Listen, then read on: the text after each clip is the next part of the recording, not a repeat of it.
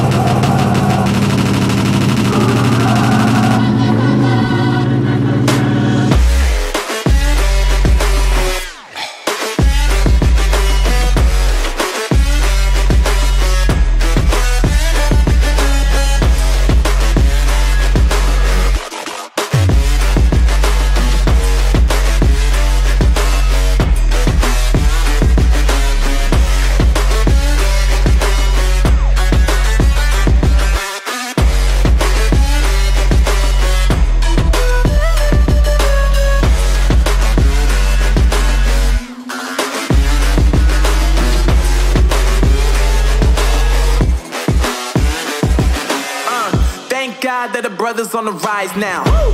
Endless celebrations all in my house. Yeah. Levitating now, I'm super duper fly now. Yeah. London boy, but DC where I reside now. Put the time in while you always yelling time out. And for quit it, cause I know I'm coming with it. You were sitting, you were wishing I was handling my business. Yeah. Now I got the ball like Harry Potter playing Quidditch. And my business is humongous, you would think that happens in there. Damn man, I'm all that, yeah, I'm all that. Looking for that whip, yeah, that what you call that. I'ma blow up in the summer, have them yelling fall back. And I've always been ahead like an effing ball cap. Man, I came in the game like, whoa. Got a couple chains on me cause I like gold. They told me I'm the best and I told them I know. Cause when I'm in your town, every ticket I sold. Yeah, they saying I'm the man. Facts, bro. Facts, lot of haters. Tell me where they at though. I'm the new pop, all I do is rap though. Want me on your song, throw a couple stacks, yo. Woo! Everybody wanna do the same thing. Yup, that's why we ain't on the same page. No, do my own thing and I maintain. Woo! Flow like water, so I'm going mainstream. I'm going mainstream. Flow like water, so I'm going mainstream. Yeah, I'm going mainstream. Flow like water, so I'm going mainstream. I'm going mainstream. Mainstream. Flow like water, so I'm going mainstream. Yup.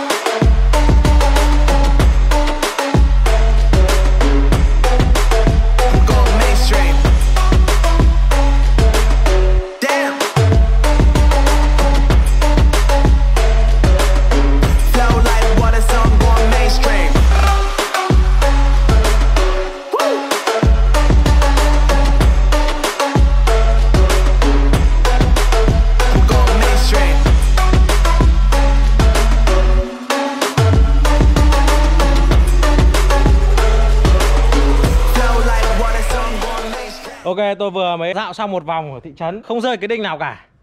Đấy, thật sự luôn. Rất may nó không rơi cái đinh nào cả, mà nó rơi một phát nó găm đúng vào xe tôi này, cày không chứ lại. Đây các bạn nhìn này. Đây các bạn nhìn cái đinh nhá. Đinh nó dài như thế này mà nó cắm một phát gần hết rồi.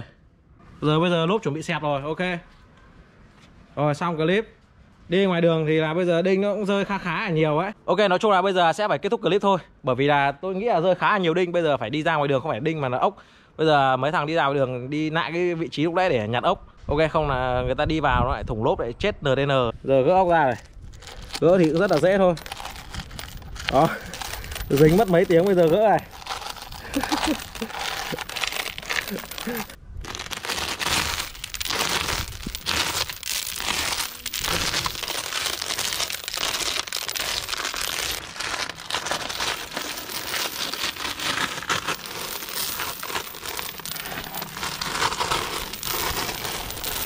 Bây giờ thì chúng tôi gỡ xong ốc sẽ đi ra ngoài kia để nhặt ốc ngoài đường.